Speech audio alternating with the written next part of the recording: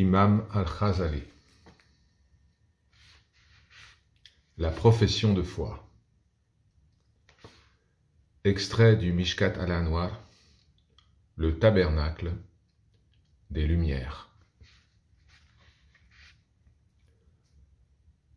La profession de foi en l'unicité divine, Tawhid, sous la forme « il n'y a nulle divinité, excepté Dieu », cette profession de foi est celle du commun des croyants.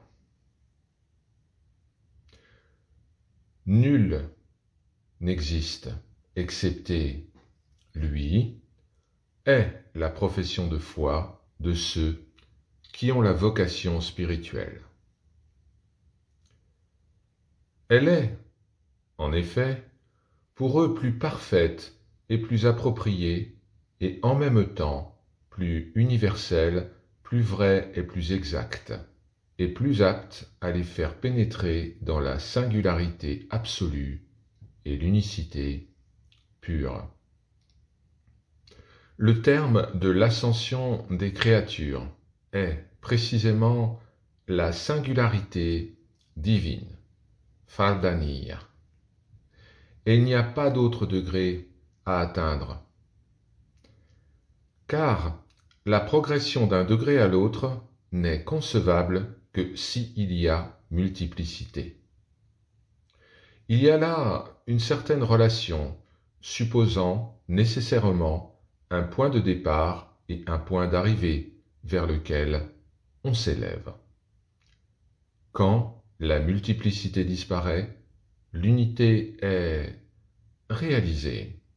Les relations sont supprimées, les désignations tombent et il n'y a plus ni haut, ni bas, ni personne qui descend ou qui monte.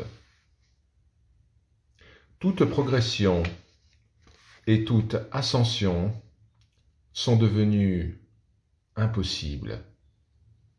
Au-delà du suprême, il n'y a plus de sommet. Et, avec l'unité, il n'y a plus de multiplicité. Avec la cessation de la multiplicité, il n'y a plus d'ascension.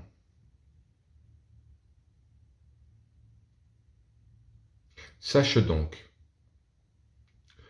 que c'est par l'analogie existant avec la lumière extérieure et visible que tu comprendras le fait que Dieu est la lumière des cieux et de la terre. Quand tu aperçois, par exemple, les fleurs et la verdure du printemps à la clarté du jour, tu ne doutes pas de ta vision des couleurs, et, peut-être, croiras-tu ne voir rien d'autre que les couleurs, allant jusqu'à dire que ta perception du vert ne suppose rien d'autre que la couleur verte. Certains s'obstinent et prétendent que la lumière n'a pas de réalité et que les couleurs ne supposent rien d'autre qu'elles-mêmes. Ils nient aussi l'existence de la lumière alors qu'elle fait apparaître les choses.